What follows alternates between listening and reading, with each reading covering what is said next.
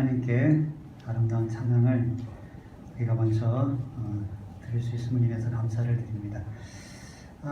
우리 죽산 다사랑교회 하면 우리 경기 남부 지역에서 큰 행사 있을 때마다 이 장소를 제공하는 교회입니다. 그래서 가끔 죽산교를 제가 오곤 하는데, 제가 처음에 예전에 왔을 때 언제냐 그러면 1995년도 전일 겁니다. 그때 아마 최순서 목사님 계시고 그때 홍석주 장로님 계셨었죠. 그 무렵에 왔었습니다. 제가 예전에 이제 공덕교에 있었거든요. 그때도 주말 봉예를 왔었습니다. 근데 이제 그때 이제 있었고, 그 다음에 다시 경기 남부 지역에 와서 죽산 다사랑을 와보니까 이건 이 교회가 완전 천지개벽이 되었습니다. 너무 바뀐 것입니다. 오늘 또 목사님께서 우리 2층에 우리 청소년 문화센터를 소개해 주시는데, 정말 이렇게 아름다운 청년들을 위한 장소가 글쎄 안성에도 없고 아마 평택에도 없을 것 같아요. 아마 재림교회 내에도 이런 데가 없지 않을까 싶습니다. 이런 놀라운 은혜를 주신 우리 하나님께 감사를 드립니다. 우리 하나님께서 죽산 다사랑교회를 늘 선하게 인도하셔서 정말 주의 뜻이 이루어지는 성령 충만한 교회 되기를 간절히 바랍니다. 우리 성경 말씀 한 말씀 좀 먼저 보시겠습니다.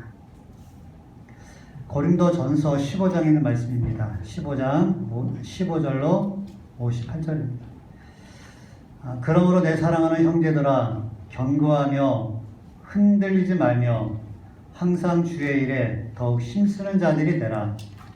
이는 너희 수고가 주 안에서 헛되지 않은 줄을 알미니라. 오늘 본문은 우리들에게 이렇게 말씀하고 있습니다. 견고하고 흔들리지 말며. 이 말은 무슨 뜻일까요? 견고하고 견실하고 흔들리지 말라. 이 말은 무슨 말일까요? 흔들릴 일이 생기겠다는 것입니다. 그죠? 지금 사경에 우리가 금년도 사경의 총 주제가 무엇입니까? 보시면 아시겠지만 남은 자손과 선악의 대쟁투라는 제목입니다. 혹시 작년도 사경의 우리 총 주제를 아십니까? 작년도 창조신앙과 새 천사의 기별이었습니다. 작년과 금년의 사경의 이 교재에 공통점이 있다면 바로 그것은 우리 재림교회의 특수 교리를 설명해 주고 있습니다. 근래 들어 자꾸 들려오는 소리는 무엇이냐 그러면 남은 무리의 정체성을 회복하자는 것입니다. 왜 자꾸 이런 소리가 들려오며 사경회 때 왜 재림교회의 특별 주제, 특별 교리를 주제로 이 말씀을 연구하는 시간들을 자꾸 가질까요? 사경의 교재 추천서에 보면 이런 말이 있습니다. 우리 한국연합회장님께서 쓰신 글인데 이렇게 말씀하고 있습니다. 세계 재림교회 지도자들이 함께 모인 2021년 대총회 연례 회의에서는 특별한 주제 발표가 있었습니다. 그 주제가 발표되는 순간 모든 지도자들은 한결같이 주제의 내용을 공감했으며 우리가 직면한 이슈들에 대해 생각하게 되었습니다. 그것은 다름 아닌 21세기 교회가 직면하고 있는 몇 가지 중요한 신학적인 이슈들이었습니다. 대총회에서 열거된 제목은 성서의 권위, 재림교회의 정체성, 예언 해석, 창조와 진화, 예수님과 교리, 성서에 위배된 도덕적인 문제들, 재림, 필요증, 하늘 성소와 재림 전 심판, 엘렌 화이트가 영감, 재림 신앙의 변화 등입니다. 무슨 말입니까? 근래 들어서 이 재림교회가 가진 특별 교리들이 흔들리고 있다는 것입니다. 재림교회가 가진 진리의 원석을 부정하는 사람들이 자꾸 생기고 있다는 것입니다. 그러기에 한국교회가 부름받은 이 마지막 남은 백성으로서의 사명을 잘 감당하기를 원하는 마음으로 이런 주제들로 계속 사경회를 하는 것 같습니다.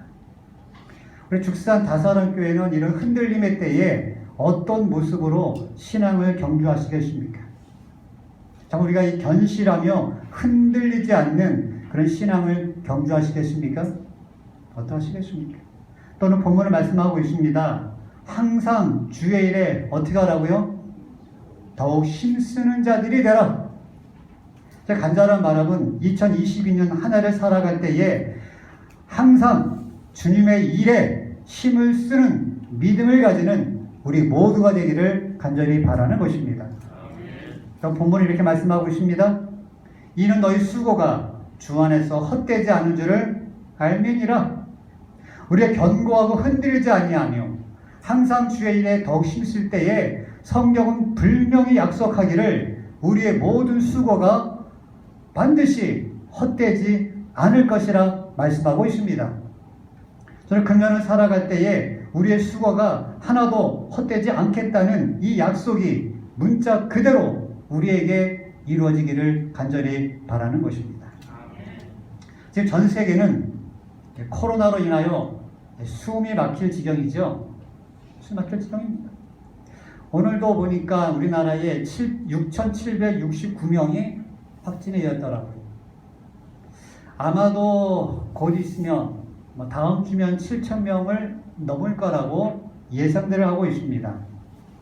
또 근래에 들어서는 이제 이 델타가 아니라 오미크론, 이제 우세 종에 들어서 아마 2월쯤에는 아마 1만 명 내지 2만 명을 넘을 것이라고 예측하고 있습니다. 그런데 어떤 학자들은 이런 말을 합니다. 이런 현상이, 이런 코로나가 앞으로도 뭐 한다고요? 2, 3년 더 간다는 것입니다.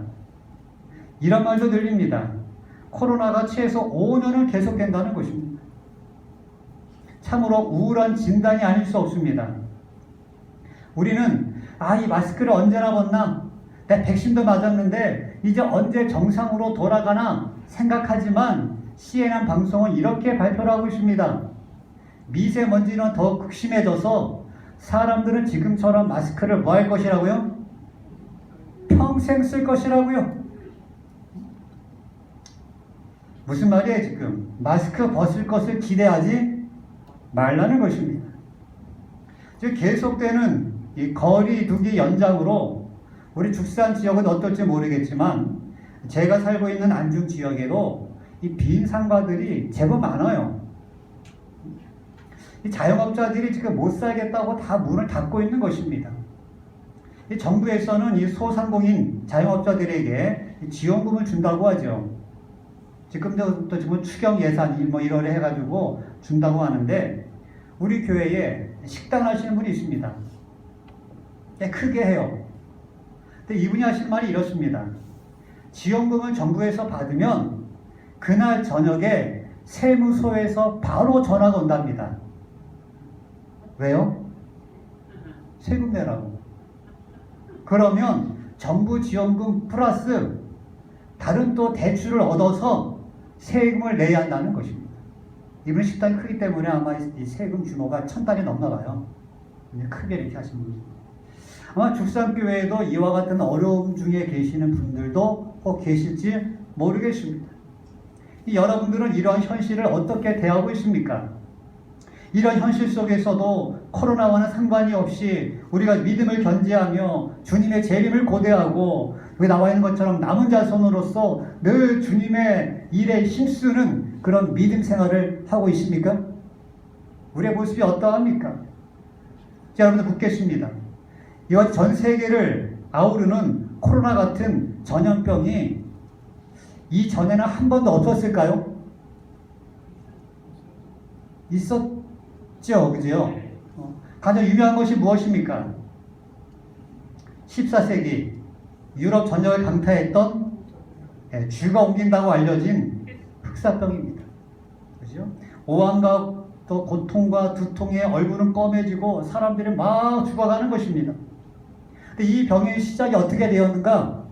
물론 많은 이렇게 진단들이 있지만 또 많은 이제 근거들이 있지만 그 중에 하나 뭐냐 그러면 이 몽골의 징기스칸이 유럽을 공격하러 출발했습니다. 아무리 공격해도 유럽의 높은 성벽이 있는 사람들이 나오지를 않는 것입니다. 이때 이 징기스칸이 어떻게 했는가? 죽은 시체를, 썩은 시체죠.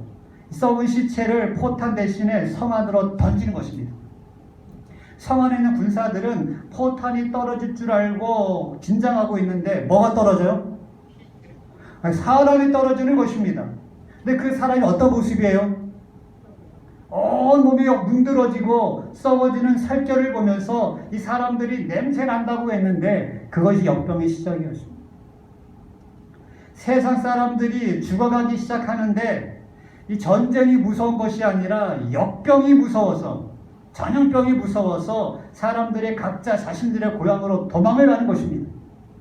그러니 이 전염병이 어떻게 되었을까요? 전 유럽으로 퍼지는 것입니다. 이렇게 시작된 흑사병은 유럽 인구의 3분의 1이 죽은 다음에야 끝났다고 합니다. 유럽 인구의 3명 중에 1명이 죽은 것입니다. 그러면 우리가 상식적으로 생각할 때에 유럽 인구의 3분의 1이 죽었습니다. 그 유럽이 어떻게 돼야 됩니까? 3분의 1 사람도 죽었잖아요. 어떻게 돼야 될까요? 망해야 정상이지요. 그러나 망하지 않아요. 이 패스트 후에 유럽이 어떻게 변했는가? 충격적인 것은 완전히 망할 것 같았던 유럽의 르네상스가 시작이 되는 것입니다. 뭐가 시작이 돼요? 르네상스가. 이 르네상스가 무엇이냐 그러면 과학과 기술이 발달하는 것입니다. 인쇄술이 발달하고 지식의 대중화가 이루어지는 것입니다. 이런 일들이 일어나자 사람들이 뭐냐 그러면 야, 계급은 필요 없다, 계급은 사라져야 된다 그러면서 이제 미국의 독립혁명이나 프랑스 대혁명 같은 것들이 일어나는 것입니다. 그리고 이와 함께 시작된 것이 무엇이냐 그러면 바로 민주주의가 발전되고 그 다음에 뭐라고요? 인간 중심의 사회가 시작되게 되었다는 것입니다. 인간 중심의 사회라는 것이 무엇입니까? 이 인간 중심, 사람 중심은 뭐에 반대되는 것입니까? 이것은 하나님 중심의 사회와 반대되는 것입니다. 이 말은 바꾸어 말하면 그 전에는 하나님 중심, 신본주의 시대에서 뭘 바뀌는 것입니까? 인본주의 시대로 바뀌는 것입니다. 이때 나온 것이 진화론이에요. 우리가 지난 역사로부터 배울 것이 있는데 그것이 무엇일까요? 역사는 반복된다는 것입니다. 역사는 반복이 돼요. 그러면 지난날의 역사를 통해서 우리가 무엇을 배워야 합니까? 유럽의 흑사병 이후에 어떻게 되었는가를 주목해 보면 지금 이 코로나가 끝난 다음에 어떻게 될지를 우리가 미리 짐작해 볼 수 있다는 것입니다. 신이, 창조주 하나님이 이 세상의 주권자가 되신다는 그 믿었던 세상에서, 신본주의 세상에서 전염병이 퍼지고 무수한 사람들이 죽어나가자 사람들이 어떤 생각을 해요? 야, 우리 인간을 스스로 지켜나가야 한다라고 생각한 사람 중심의 시대, 인본주의 시대, 곧 르네상스가 시작이 되게 되었습니다. 그러면 지금 이 시대에도, 오늘날에도 코로나가 끝난 이후에 이와 같은 모습이 시작될 것이라는 이야기입니다. 그리하여 이제는 코로나 이후의 이 시대는 더욱더 하나님을 등지는 세상이 될 것입니다. 하나님을 믿는 백성들에게 적대적인 시대가 될 거란 이야기입니다. 역사를 보면 르네상스 이래 인본주의 영향으로 프랑스 혁명이 일어났습니다. 이 프랑스 혁명 직후에 어떤 일이 일어났습니까? 우리 아는 것처럼 성경을 다 불사르고 하나님을 믿는 청교도들과 기독교인들을 다 죽이지 않았습니까? 앞으로 이 세상이 어떻게 될까요? 우리는 과거 역사를 통해서 이제 이 세상도 하나님을 믿는 백성들에게 적대적이 될 것임을 짐작할 수 있다는 것입니다. 왜? 세상이 하나님을 등지기 때문에. 그러면 기억하시기 바랍니다. 지금 이 코로나 시기는 하나님을 믿는 백성들에게 있어서 이제 하나님을 믿는 백성들에게 적대적으로 되어가는 세상에 외치시는 우리 하나님의 은혜의 시기라는 이야기입니다. 바로 지금이야말로. 그렇다면 지금 우리가 해야 할 일은 무엇입니까? 성경에 이런 말씀이 있습니다. 진실로 진실로 너에게 이르노니 죽은 자들이 하나님의 음성을 들을 때가 오나니 곧 잇따라. 뭐라고요? 듣는 자는 살아나리라. 누가 살아난다고요? 듣는 자가 살아나는 것입니다. 근데 이 듣는 자를 지금 뭐냐 그러면 죽은 자들이 하나님의 음성을 들을 때가 오나니 한 것으로 모아서 이 듣는 것은 죽은 자들이 듣는다는 이야기잖아요. 근데 죽은 자들이 어떻게 들을 수 있을까요? 죽은 자들이 듣는다는 것이 말이 되는 것입니까? 곧 이 말을 바꿔 말하면 살아서 들었던 자들이 들을 것이라는 이야기입니다. 살아서 들었던 자들, 바꿔 말하자 그러면 살아서 주의 음성을 듣지 못했던 자들은 예수께서 다시 오시는 소리도 듣지 못한다는 것입니다. 오늘 여러분들은 살아계십니까? 영적으로 살아계십니까? 우리가 믿음적으로 살아계십니까? 그럼 지금 이 시대에 우리가 해야 할 일은 무엇입니까? 바로 주의 말씀을 듣는 귀를 열어야 하는 것입니다. 오늘 코로나 시대에 모든 사람들이 그저 코로나에 압도되어지고 어떻게 할까 하는 이 시대에 오늘 하나님의 백성들은 이 위기의 시대에도 우리가 죽었어도 뭐 하는 것입니까? 주의 말씀을 들을 수 있도록 우리가 오늘 호흡이 있을 때에 깨어있을 때에 하나님의 말씀을 우리의 가슴 속에 품을 수 있어야 하는 것입니다. 오늘 우리가 설교를 듣고 있습니다. 이 사실 설교는 믿음이 없어도 들을 수 있습니다. 그렇죠? 어떤 교우님들은 그저 설교 시간에 팔짱을 끼고 꾸벅꾸벅 졸다가도 혹시 누가 아멘 하십니까? 아니면 또 뭐 설교자가 큰 소리를 외치면 뭐라 그래요? 아멘 하고 그러다 뭐 하셔? 그 다음에 다시 졸아요. 이게 뭐예요? 습관이 된 것입니다. 습관이 말씀이 무엇인지 상관없이 그냥 타이밍을 맞출 줄 아는 성도가 된 것입니다. 서럽게 3년이면 품어를 오른다고 교회 딱 오시면 눈치가 딱 있어요. 이때쯤에 아멘 하는구나. 이때쯤 눈을 떠야 되는구나. 이때쯤에 고개를 끄덕여야 되는구나. 그죠? 여러분, 성경은 듣는 자가 살아날 것이라 말씀하고 있습니다. 그러면 이 시대에 우리가 해야 할 일은 무엇이라고요? 말씀의 귀를 열어야 하는 것입니다. 여러분, 연초를 맞이하여 성경 통독들을 하고 계십니까? 시작하시나요? 성경을 통독할 때 어디부터 읽나요? 대개 보면 창세기부터 있잖아요. 그죠? 근데 창세기 역사는 이 몇 년의 역사를 다루고 있지요? 창세기는 2500년 역사를 다루고 있습니다. 상당히 길어요. 근데 창세기의 3분의 2를 차지하는 이야기는 바로 네 사람 이야기입니다. 누구입니까? 아브라함, 이삭, 야곱, 요셉입니다. 그래서 성경의 역사는 이들의 역사를 토대로 하여 기록되어 있습니다. 이들의 이야기가 왜 중요한가? 이 네 명의 특징이 오늘 남은 자손, 다시 말하면 하나님의 백성들이 걸어가야 할 발걸음이기 때문에 그런 것입니다. 그래서 성경은 많은 지면을 할애하여서 그 네 사람의 이야기를 강조하고 있습니다. 그런데 이제 아브라함부터 요셉까지 이야기 속에서 그 이야기를 마무리하면서 우리가 잘 알고 있는 내용이 있습니다. 이게 뭐예요? 요셉을 우리가 다 보겠는데 요셉이 형들에게 팔렸잖아요. 참 어렵고 힘든 시기를 지났습니다. 근데 그가 정말 신전 의식을 가지고 하나님 편에 섰을 때에 그 총리가 되었잖아요. 그리고 이제 그 땅에 흉년이 들자 형들이 와서 양식을 요청하게 되고 이후 이제 애굽의 총리가 자신들이 애굽에 팔았던 동생임을 알고 죽었구나 하면서 뭐 하는 것입니까? 우리를 살려달라고 무릎 꿇고 요청할 때 요셉이 뭐라고 하죠? 성경에는 그런즉 나를 이리로 보낸 자는 당신들이 아니요 누구라고요? 하나님이시라고요. 하나님께서 보내셨다고요. 이 일을 이렇게 되도록 역사하신 분은, 이렇게 되도록 만든 그 당사자는 당신네들이 아니라 누구라고요? 하나님이시라고요. 이 말은 무슨 말이에요? 우리 모든 삶의 중심이, 내 삶의 주권자가, 나의 가족을 책임지는, 나의 자녀를 책임지는, 나의 직장을 책임지는 분이 누구란 이야기예요? 우리가 믿고 있는 여호와 하나님이란 이야기입니다. 여러분들이시여, 이것이 오늘 우리가 가져야 할 신앙인 것입니다. 우리 죽산 다산업교회 성도님들은 이 교회를 붙들어 주시는 분이 하나님이심을 고백하십니까? 정말 이 교회가 천지개벽하도록 이렇게 바꾸어 주신 우리 하나님께서 앞으로도 계속하여 이 교회에 복을 붓고 또 이 교회가 성장하도록 이끌어 주실 것을 믿으십니까?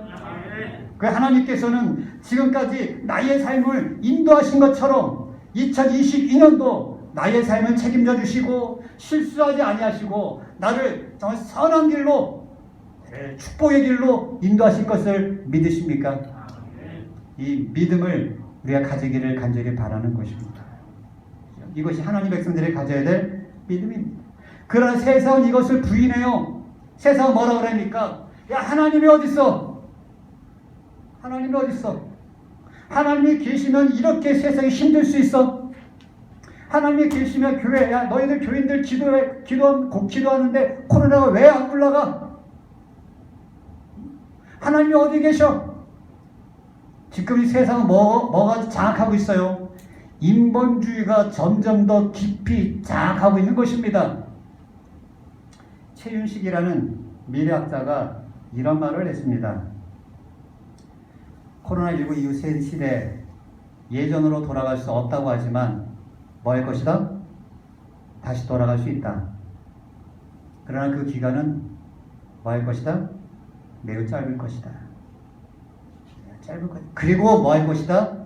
전혀 새로운 시대가 올 것이다 라고 예측하고 있습니다. 그러니까 지금 우리를 힘들게 하는 코로나19가 끝나면 전혀 다른 시기가 오기 전에, 올 텐데 그것이 오기 전에 잠시 예전처럼 돌아가는 시기가 있다는 것입니다. 이것이 이제 우리 재림교회 용어로는 은혜식이죠. 그러면 우리 믿음의 하늘 백성들은 이때 무엇을 해야 할까요? 바로 이때, 매우 짧은 이때, 예전처럼 돌아가는 이 매우 짧은 이때에 우리는 온전한 진리를 전할 수 있도록 믿음과 말씀의 준비를 해야 한다는 것입니다.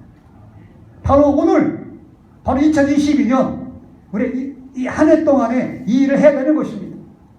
다니엘의 세 친구들을 좀 보시기를 바랍니다. 그들이 믿음을 언제 준비했죠? 풀무불 앞에서 그들이 이제 우리 풀무불 들어가 생겼네, 야 우리 기도하자, 그때부터 믿음을 준비한 것이 아니란 이야기입니다. 이미 그들은 전에 그리 아니하실지라도의 믿음을 가지고 있었다는 것입니다. 다니엘이 예루살렘을 향하여 기도한 것은 법령이 정해진 이유가 아니라 다니엘 6장에 의하면 전에 하던 대로 기도했다는 것입니다. 다시 말하면 전에 기도하지 아니하는 사람은 마지막 환란이 와도 기도하지 않습니다. 그때가 돼서 아이고 기도해야지, 아닙니다. 오히려 세상과 타협하는 것입니다. 그러나 바로 지금 이 은혜의 시기에 기도하는 성도들은, 바로 이 은혜의 시기에 말씀을 보고 이 말씀을 우리 가슴에 새기는 성도들은 환란이 온다 할지라도, 환란의 시기가 온다 할지라도 여전히 기도하고 여전히 말씀에 따라 살아갈 것입니다.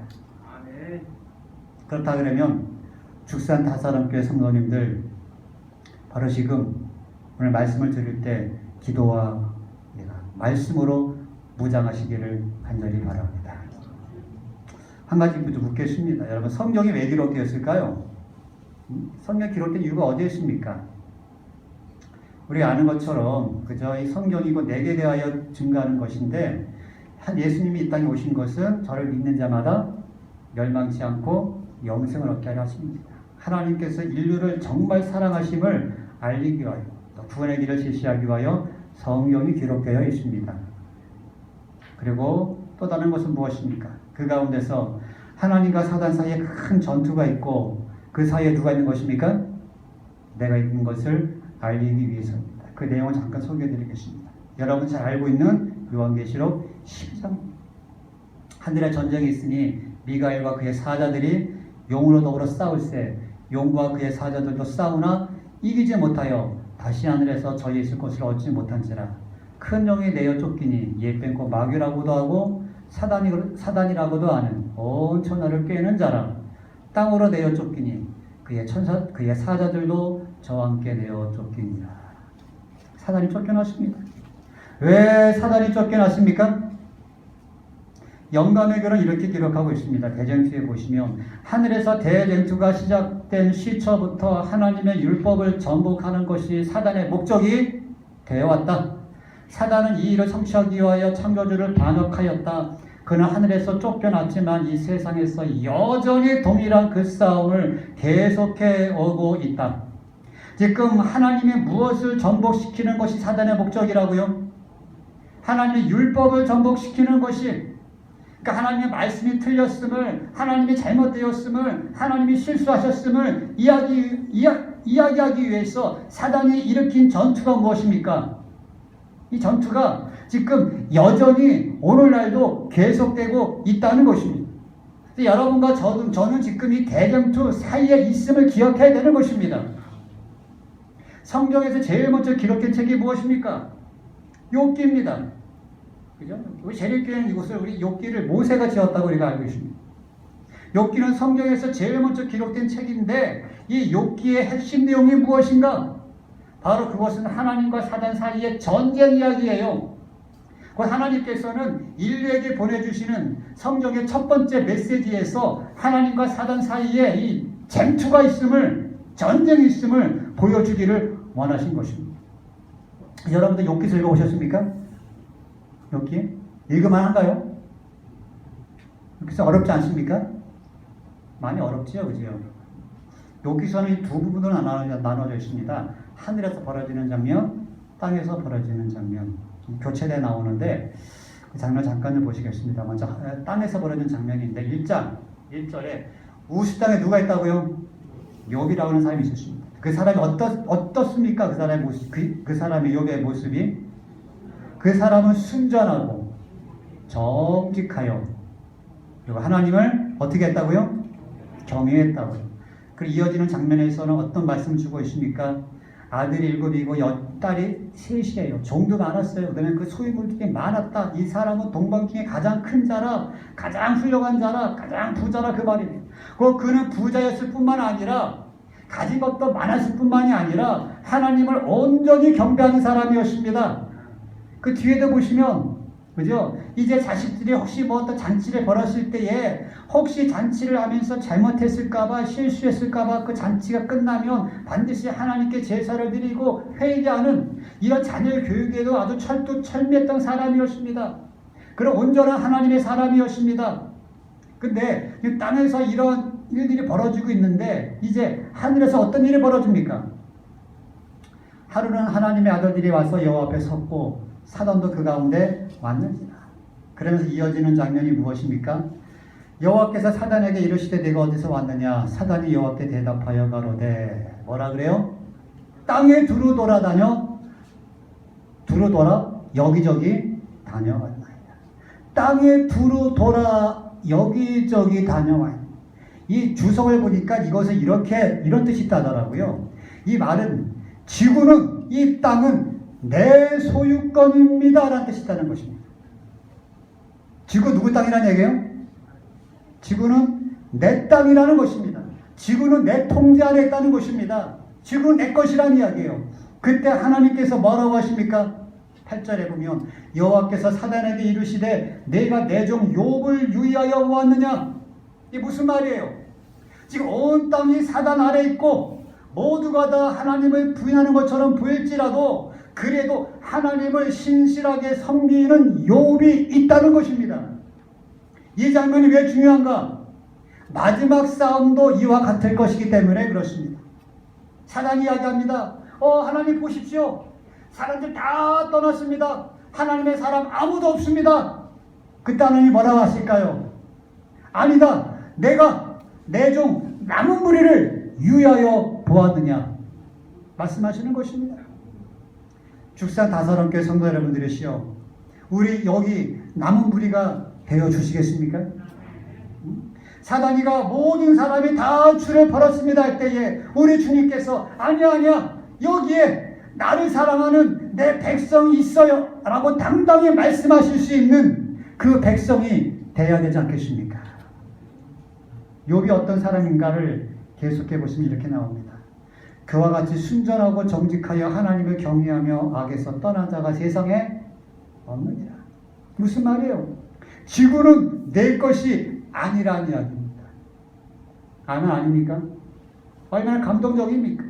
사단이 지구는 내 거예요 하자 하나님께서 아니야 다 넘어간 것 같아도 욥이 있잖아 여기 남은 무리가 있잖아 말씀하고 있습니다. 마태복음 24장에 보시면 이 마지막 때를 어떻게 이야기하고 있죠? 노아의 때와 같이 인자 임함도 그러하리라. 지금의 세상이 악이 넘치고 악이 홍수처럼 넘쳐나고 사람들이 기독교를 핍박하고 조롱하고 있습니까? 분명한 것은 앞으로 더할 것입니다. 성경은 노아 시대에 세상이 하나님께 등을 돌렸음을 기록하고 있습니다. 성경은 마지막 시대에도 그러하겠다고 말씀하고 있습니다. 코로나가 지나가면 세상은 기독교에 더욱더 등을 돌릴 것입니다. 성경도 이런 말씀을 주고 있습니다. 그러나 인자가 올 때의 세상에서 믿음을 보겠느냐 하시니라. 무슨 말이에요? 이제 점점 주 오실 때가 가까울수록 믿음을 보기가 쉽다는 거예요? 어렵다는 거예요? 어렵다는 것입니다. 여러분 신앙이란 무엇입니까? 믿음이란 무엇입니까? 한마디로 말하면 이 믿음은 하나님 편에 서는 것입니다. 하나님 편, 내 환경이 어떠하든지 세상의 여건이 어떠하든지 그저 나를 사랑하시는 그 주님 편에 서는 것 바로 이것이 신앙이잖아요. 사단이 이렇게 이야기합니다. 사단이 여호와께 대답하여 가로되 욥이 어찌 까닭없이 하나님을 경외하리까? 무슨 말이에요 지금? 욥이 어찌 까닭없이 이유 없이 하나님을 경외한다 생각하십니까? 라고 하나님께 도전하고 있어요. 그 뒤에 장면은 뭐가 나옵니까? 주께서 그와 그 집과 모든 소유물을 사룰로 두르심이 아니니까 주께서 그 손으로 하는 말을 복되게 하사 축복하셨기 때문에 지금 욥이 당신을 믿고 있는 것입니다 라고 말하고 있어요. 그러니까 우리말로 바꾸면 주께서 이 장로님의 자녀를 지키셨기 때문에 주께서 저 집사님의 남편의 사업을 지켜주셨기 때문에 주님께서 그 가정에 복을 주셨기 때문에 이 어려운 상황 속에서 남들 다 무너지는데 하나님을 믿는다는 이유 하나만으로 우리 하나님이 지켜주셨기 때문에 지금 저 사람이 교회를 다니고 저 사람이 하나님을 예배하는 것이 아니겠습니까? 이렇게 말하고 있어요. 그럴듯합니까? 공감이 돼요? 지금 사단이 공격하려고 하는 것은 욥이 아니에요. 무엇입니까? 사단이 공격하려고 하는 것은 하나님의 성품을 무너뜨려서 하나님이 잘못되었음을 이야기하고 있는 것입니다. 하나님은 공의롭지 않습니다. 하나님은 사람들을 차별적으로 사랑하십니다.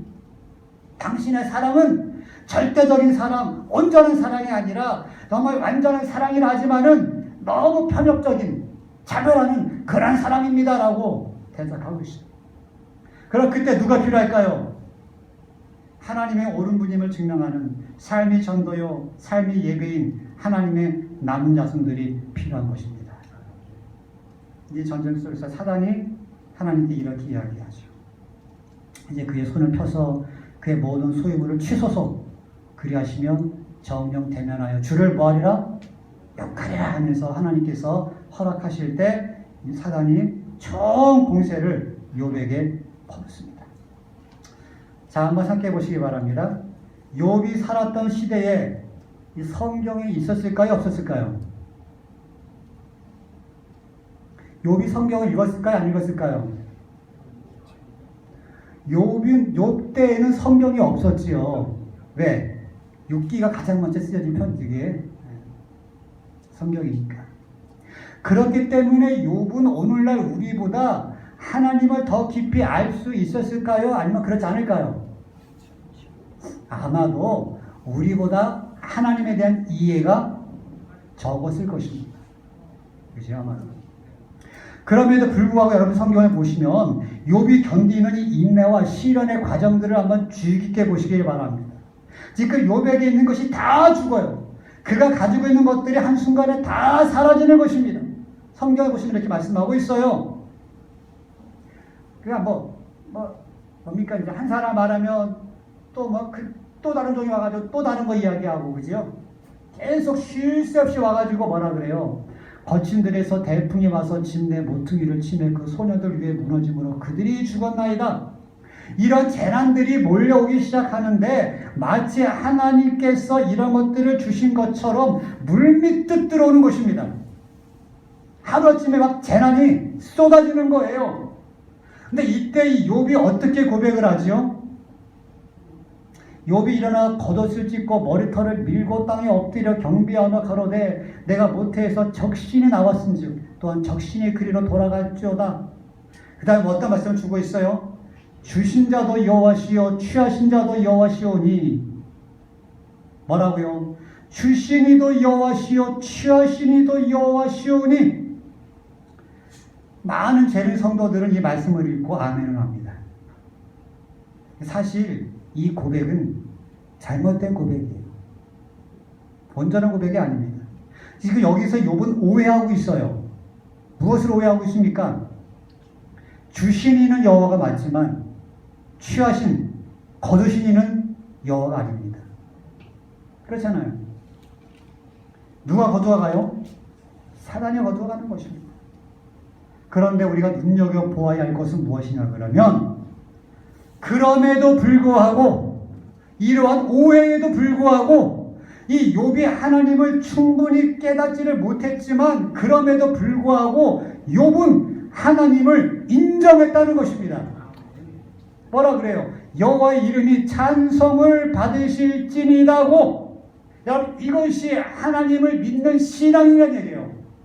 내 뜻대로 되지 않더라도 내 계획대로 풀리지 않아도 우리 하나님이 신실하시고 우리 하나님께서는 나의 주인 되어주시고 이것을 우리가 믿고 고백하기 때문에 혹 내 것을 좀 내가 다 잃는다 할지라도 혹 내 것을 가져가시는 이가 하나님이라 할지라도 물론 아니지만 내 것을 가져가시는 이가 다 하나님이라 할지라도 그럼에도 불구하고 나는 하나님을 떠나지 않겠습니다라고 그가 고백하고 있는 것입니다. 욥은 그럼에도 불구하고 하나님을 신뢰하고 찬양하고 있는 것입니다. 저는 오늘 축산 다사랑에서 말씀을 전하면서 그 믿음이 이런 믿음이 이 욥의 믿음이 오늘 우리에게도 회복되어지기를 주님의 이름으로 축원하는 것입니다. 아멘. 네. 대정초에 이런 말씀이 있습니다. 사단은 자기의 목적을 이루기 위해 어떤 사람들은 잘되고 번영하게 하며 어떤 사람들은 고통을 당하게 하여 사람들로 하여금 어떻게 한다고요? 그들을 괴롭게 하는 분이 하나님이시라고 믿게 한다. 혹시 우리 가운데 내가 계획한 것이 잘 되지 아니하면 나의 경영이 참 힘들어서 늘 고난의 밭을 지나갈 때 하나님을 원망하는 분들이 있습니까? 기억하시기 바랍니다. 바로 지금 이 모습이 이것이 코로나 이후에 펼쳐질 사단의 전술이라는 이야기입니다. 우리가 하나님의 사랑을 바라보고 그리스도의 십자가를 바라보고 그분의 은혜를 바라보고 더불어 그분 안에 거하는 삶을 살아야 하는데 주님께서 내게 주시는 축복과 은혜를 기억하기보다는 내가 없는 것을 바라보고 남과 비교하고 그죠? 그러면서 뭐라고요? 내가 하나님께 어떤 죄를 지었기 때문에 우리 하나님이 나를 이렇게 바라시나? 하나님은 우리를 괴롭게 하시는 분으로 믿게 하는 것이 뭐라고요? 사단의 전술이라는 이야기입니다. 2022년도에도 사단은 이런 유혹으로 성도들로 하여금 하나님을 오해하게 하고 성도들로 하여금 하나님을 불신하게 할 것입니다. 여러분들은 금년 한 해를 어떤 모습으로 신앙을 경주하시겠습니까? 말씀을 드리기를 원합니다. 욥은 분명하게도 욥은 무엇을 받아내기 위해서 하나님을 경외한 것이 아니었다는 것입니다. 바꿔 말하면 우리가 무엇인가를 잘 이루기 위하여 예수님을 믿는 사람이 아니었다는 것입니다. 욥의 신앙은 그러함에도 불구하고 여호와 하나님을 믿는 믿음을 가진 신앙이었습니다. 나의 나된 것은 하나님의 은혜요. 내가 오늘 주님을 믿고 주님을 예배하는 것은 그리스도의 사랑 때문이라고 고백하는 남은 자손이었습니다. 오늘 우리는 어떤 믿음을 가지고 우리의 신앙을 경주하고 있습니까? 오늘 우리에게도 이러한 믿음, 우리의 믿음의 선배들이 가졌던 그 믿음, 당신이 아니라 우리 하나님께서 나를 여기까지 인도하시고 이 모든 것의 주권이 하나님께 있음을 믿는 그 믿음이 오늘 우리에게도 되살아나기를 간절히 바라는 것입니다. 그 일을 위해서 함께 격려하고 함께 위로하고 또 우리가 함께 이 신앙 가지고 서로가 하나 되도록 하기 위해서 우리 주님이 피로 사신 교회가 바로 죽산 다사랑 교회입니다. 이때 우리가 서로를 격려하고 서로가 우리가 이 코로나 시대지만 다시 교회에 모일 수 있도록 다시 말씀으로 하나 될 수 있도록 우리의 믿음의 불을 밝히시기를 간절히 바랍니다. 우리에게 전해진 진리의 횃불이 우리 대해서 꺼지는 듯 싶습니까? 지금 우리 하나님께서 죽산 다사랑 교회에 복을 주셔서 여기까지 천지개벽하도록 인도해 오셨는데 과연 내일은, 과연 이후에는, 이 장래에는 어떻게 될까? 우리 믿음의 불씨가 내 자손들에게, 다음 대에게 전달되어질까? 고민하고 있습니까? 여러분, 분명한 사실은 우리에게 전해진 진리의 횃불은 지금까지 단 한 번도 꺼진 적이 없이 구약시대부터 오늘까지 전진해 왔다는 것입니다. 누가 지켜주셨습니까? 하나님이 지켜주셨습니다. 하나님의 죽산 다사랑교회를 지금까지 인도해 오셨습니다. 금년도 인도하실 것이고 내년도 인도하여 주실 것입니다. 우리 하나님께서 지금 우리의 삶이 어떠하든지 오늘 우리를 붙들어 주실까요? 2022년도 어떻게 전개될까요? 나에게 있어서 화가 많을까요? 복이 많을까요? 내 계획대로 잘 될까요? 되지 아니할까요? 분명한 사실은 하나님이 이 시기에도 우리를 붙들어 주실 것입니다. 이것만은 확실합니다. 분명한 것은 오늘 우리의 관심은 우리가 복받는 것, 우리 형통하는 것, 우리가 잘되는 것, 우리가 편안한 것이 있지만 하나님의 관심은 여러분들의 구원임을 기억하시기를 바랍니다. 우리가 하늘 가도록 우리 주님께서는 여러분과 저를 붙들어 주실 것입니다. 결코 당신의 그 손을 놓지 않으실 것입니다. 매일 매 순간을 살아갈 때 그 믿음을 가지고 우리의 신령 가운데 성령의 능력이 옷 입혀지는 죽산 다사랑교회 성도님들과 제가 되기를 바라면서 오늘 말씀을 마치도록 하겠습니다.